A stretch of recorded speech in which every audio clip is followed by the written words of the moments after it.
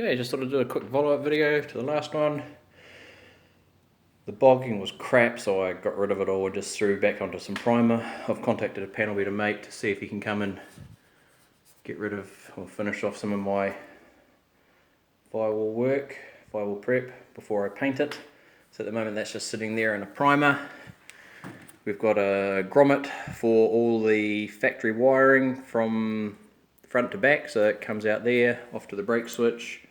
I think that's the brake switch, headlight switch. Goes down into the chassis rail, that's just the wire sheathing sitting there. Front and rear, all the way protected to the front and rear. And then I kept the ECU lot different, so there's the ECU. We've got 3 wires for the power, one controls injectors and coils, one's the power for the ECU when switched and the other one's a backup. And all those run off to, I don't know, ODBI ports and RPM tacho gauges and stuff like that. So they're all in there, just taped up and for when I was primering and everything in there. So that's all been done. Didn't really do a hell of a lot more in there other than tidy up some of the wiring while I was doing that. And the reason I did it that way is I wanted to make the loom stand alone. So at present I'm about to start soldering it all. That's the other part, so there's another connector to replace what's left in the truck. So that'll just hook up to power. Those will hook up to another OBDI port, and then effectively I can run this thing standalone no matter where I have it. I've cleaned up and pulled out all the trunnions, dirty old things over there. Only had a couple fall apart on us. Whoops, there goes one now. All the little needle rollers fall out. Bit of a pain in the bum. There it is down there, I'll get it later. And I've just had those cleaning for the last couple of days, so they're all ready to be reassembled with the new bearings, and it doesn't look like it's that hard a job. I just got to find some time. Right, we'll start here. The 96 Cutlass steering wheel, I think it was, that I was given to test. Already had the firewall mount cut off it, so I cleaned it all back and sanded it. Just need to pull it all apart and remove the electrical sides here because I'm not going to be using that other than the key for the steering lock. That'll get rid of all of this, and I should be able to use the factory mountings on the factory dash with that column. So it should work quite well. Painted the bonnet hinges, ready to be reinstalled when that's done. I have also mounted the electric window motors inside the window. The instructions do say to cut a very big hole somewhere in there, I think it is. No, over here. So that you can get to that there, which I didn't. I managed to get down and inside here and cut it all out without doing that. Didn't like big holes in my doors, so I just need to run the conduit wires in there, and then I can start running the cables through the doors and testing the wipers work.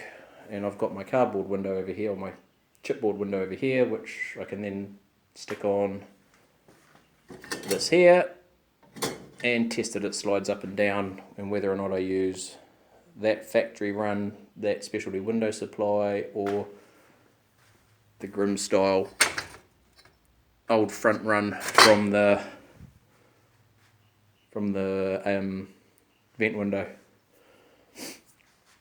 And the most progress has been made on this thing, basically with the assistance of my brother-in-law. Thank you very much, Gareth. We managed to get the crank pulley bolt off with a lot of effort, only to find that the harmonic balancer pulley system that I had, the old claw style, didn't work on that one, and the bolt style one doesn't work because that doesn't have any holes in it. So they're about $150 to $200 in New Zealand, the actual puller set.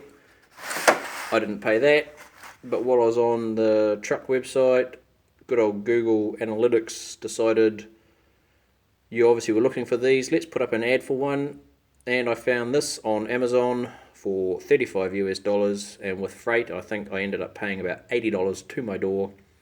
And 6 days later, out of California all the way to New Zealand, I had a pulley system which worked straight away and removed that there. So kudos. Saved myself another $70. Chain was super loose. I do have a new chain. Everything's been taken out. I was going to install the cam, but I noticed there's some ever slight wear on the cam journals in there. There we go. So I might take that down to the engineer shop and just get them to replace those, looking at that, before I put in the new cam. And, oh yeah, I mentioned this before. That's the dipstick tube hole, which in New Zealand has a plug or a grommet in it. And I did have to bash it out. There it is. So we put a little grommet in New Zealand because the dipstick tube goes into the sump directly on the LS1 in New Zealand.